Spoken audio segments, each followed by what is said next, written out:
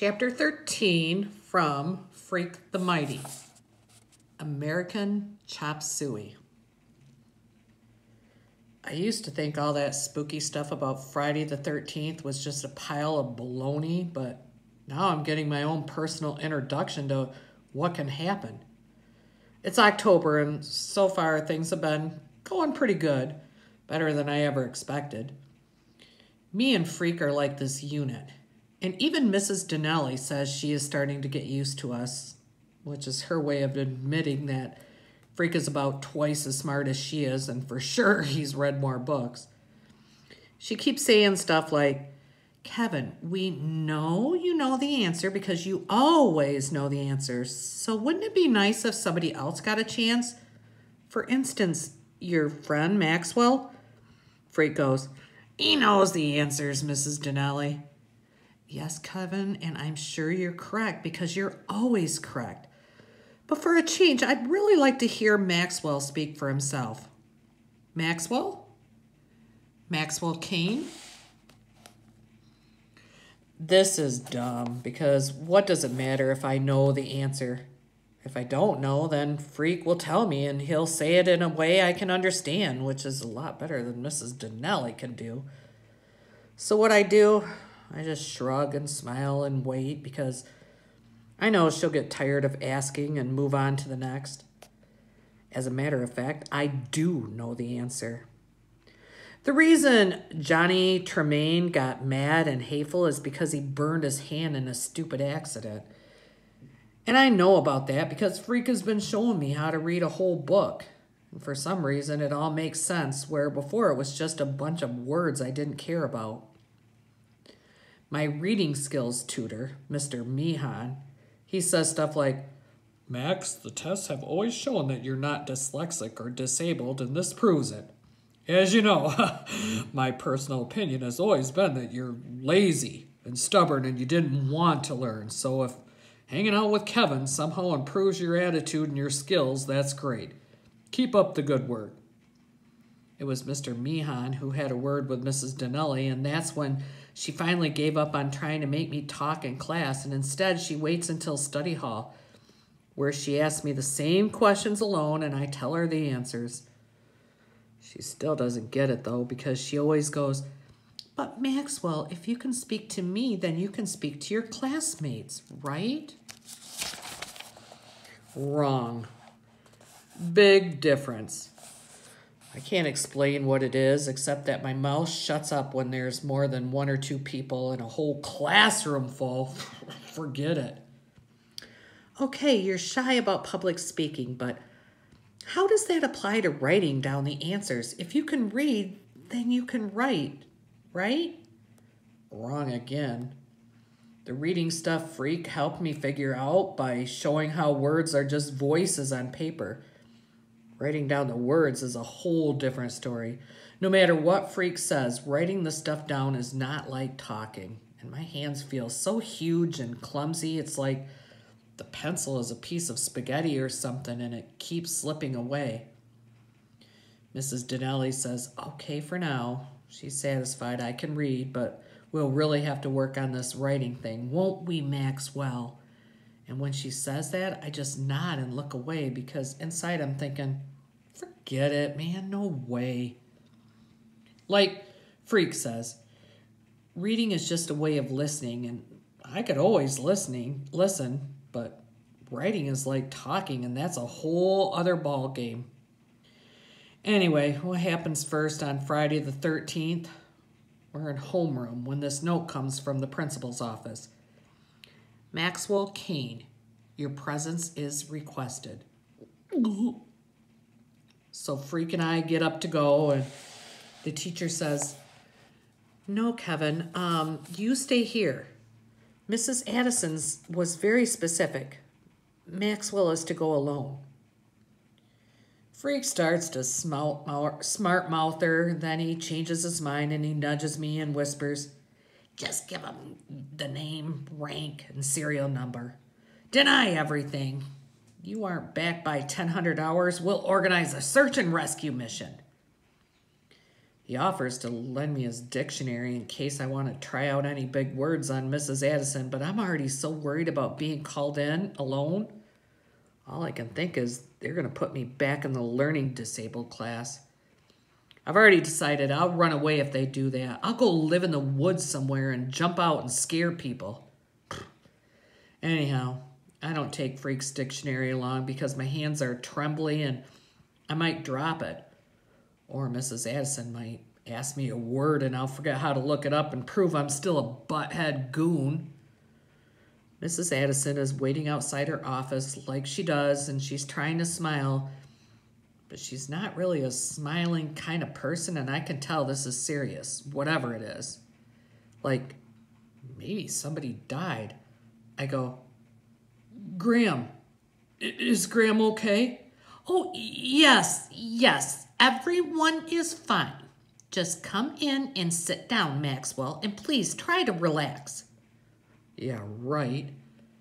Mrs. Addison is sitting there in her big chair, and she's looking up at the ceiling, and then she's looking at the floor, and then at her hands, and finally, she gets around to looking at me. Well, this is rather difficult, Maxwell. I don't know where to begin. First, let me say we are all very pleased with your progress. It's nothing short of miraculous, and it almost convinces me you knew how to read at your level all along and were for some reason keeping it a secret. I'm not really hearing what she says because there's like this little bird fluttering around inside my chest, and it makes me blurt out, "You're putting me back in LD, right?" Mrs. Addison comes over and pats me on the shoulder. I can tell it makes her nervous, touching me, but she does it anyway, and she goes, "Oh, no, nothing like that. This has nothing to do with school, Maxwell. This is a personal situation." Because if I have to go back in the LD class, I won't. I just won't. I'll run away. I will. Maxwell, this is not about your classwork or even about school. This is about your, father. My, father? Which makes me wish all of a sudden I'd done something wrong and Mrs. Addison was just giving me detention. She takes a deep breath and folds her hands together like she's praying, and she says, "A request has been forwarded to me from the parole board. A request from your father, Maxwell. Your father wants to know if..." "I don't want to hear it." I jump up and cover my ears, holding my hands real tight. "Don't want to hear it. Don't want to hear it. Just don't." What happens when you go nuts in the principal's office? She calls in the school nurse, and the two of them are trying to hug me and calm me down, and it's like I'm back in daycare or something. "Maxwell," Mrs. Addison is saying. She's trying to pry my hands away from my ears. "Maxwell, please forget about it, okay? Forget I said it. You don't have to do anything you don't want to do, okay? And I'll make sure of that, I promise. I swear on my honor, he can't make you do anything you don't want to do. I'm going to make that very clear to the parole board and to his lawyer. Very clear, indeed." Finally, I take my hands off my ears, which wasn't really working because I could still hear everything they said, and big surprise, sitting in the corner of the room, down on the floor with my knees all hunched up, and I don't even remember how I got there. It's like I blanked out or something, and the nurse is giving me this cup of water, and the weird thing is, she's crying. "Oh, I'm sorry," I say. "I didn't mean to hurt you." "Oh, no, you didn't," she says. "I cry easy. Don't you worry about it." I do worry about it, though, because if she's crying, man, I must have hit her, and I don't remember it. Which, if you think about it, is really scary. Who knows what I might do and then not remember it. The worst thing happens later in the cafeteria. See, Freak has this thing about American chop suey. He loves the stuff. The gooier, the better. You never believe a person so small could eat so much, and when he holds up his plate and always says, "Please, sir, more gruel," and I always say, "It's American chop suey, not gruel." I look up gruel, remember? And he always goes, "I beg of you, sir, more gruel." And so finally I go up and get him another helping. When I come back, something is wrong. Freak's face is all red and swollen up, and he's making this noise. He can't talk. All he can do is look at me and try to say something with his eyes, and then I'm running to get the nurse. "Quick! He can't breathe. He can't breathe." Then she's running as fast as me, and she's yelling for someone to call an ambulance. Back in the cafeteria, Freak is turning purple. The nurse grabs him, and she's got this plastic thing she shoves into his mouth, and his eyes are closed up tight, and one of his legs is kicking. I don't know what to do, so I start hopping up and down in one place, and when the kids keep crowding around, I just push them back. And the next thing, Freak's face is starting to look pink instead of purple, and he's breathing okay. Right about then, the ambulance comes. I never even heard the siren, and Freak is trying to talk in this croaky voice as they put him on the stretcher. "I'm okay," he keeps saying. "Really, I just want to go home." The deal is, once they call the ambulance, you have to go to the hospital and get checked out. That's a rule.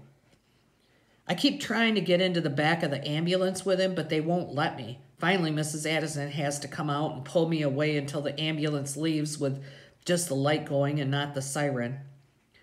"Well, you've had quite a day, haven't you?" she says, walking me back into the school. "It's not me who had quite a day," I say. "Kevin is the one. All he did was try and eat his lunch." Mrs. Addison gives me this look, and then she goes, "You're going to be okay, Maxwell Kane. I'm sure of it now." She's okay for a principal, but for some reason I still can't make her understand that it's not me who had a really bad Friday the 13th.